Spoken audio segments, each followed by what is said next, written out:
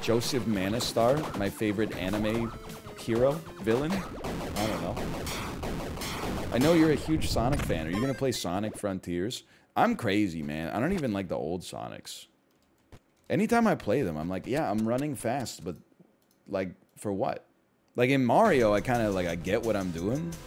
In Sonic, I just, I don't get it.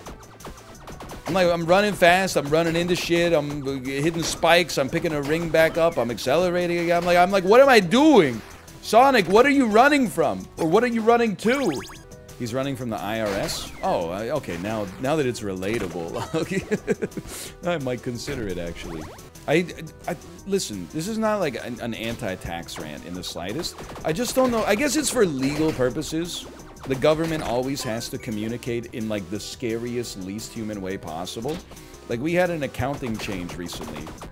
And as a result of that accounting change, I got a letter in the mail from the government that was like, just so you know, you do not qualify for quarterly dispositions as a result of, like, these 4 factors. And they're like, one or more of these applies to you. And one of them is like, you don't make enough money. One of them is like, your account is in arrears and you're gonna go to federal fucking prison. And like, there's like 7 like that. So you don't know if it's like relatively innocuous or if like you're going to jail.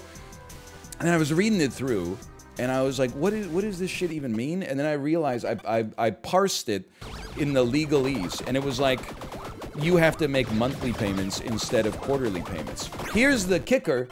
I'm already making monthly payments. So I basically got a letter in the mail that was like, fuck you, keep it up. It was so scary just for like no reason. They didn't even have to send me the letter in the first place. They were like, just so you know, as of February 2023, absolutely nothing will change. Okay.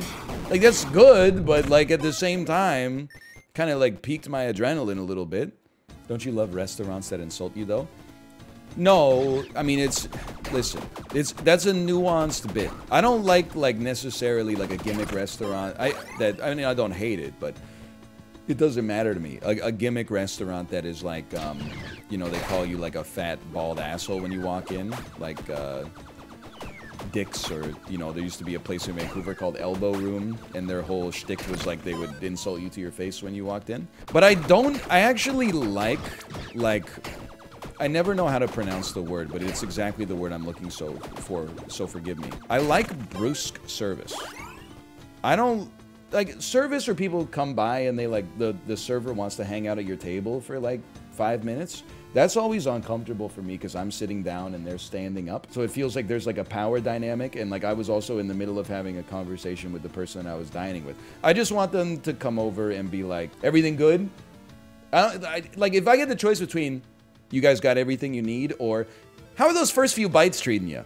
Give me the water pitcher refill and then the, you guys need anything, over the, how you guys enjoying those first few bites? I'll take that any day of the week. It sounds like that's what Europe is like. I should go to Europe. Then there is like multiple potions. Holy cow! There is like bad service for me. I never care about rudeness, to be honest. Like I just look at that as like banter fuel. But I do get annoyed. I feel like whenever I go out to eat pho, there's like a 60% chance they forget my drink. I don't know if it's because I'm a man and I got a Diet Coke or whatever. But there's like, if I'm like, hey, I'll take like a number 7 large and a Diet Coke, they're like, yeah, we got that. And then like, you know, surprise, surprise, it's 40 minutes later and I'm like, can you take the Diet Coke off my bill? You never brought it. I'm just real parched. Yeah, oh, I'm just so thirsty right now. This man gets a large pho. I've accepted that, like, for some foods, I'm a large. I'm not gonna be the 2 sandwiches guy at McDonald's. I'm not gonna, and we've talked about this before, I refuse to let my id get that kind of control over me. I'm never gonna be the guy that has chicken nuggets as a side. I think it's a level of decadence that I would never be able to pull back from. But yeah, I get a large soup. And you know what? When I order ramen, I pay the upsell for extra chashu as well. I do. Because usually when I eat the ramen, I'm like, man, I could really go for like 1 extra chashu. And then, like, you pay extra, and they're like, here's 3 extra Chashu. And I'm like, whoa, this is like, call it a bargain. The best I ever had.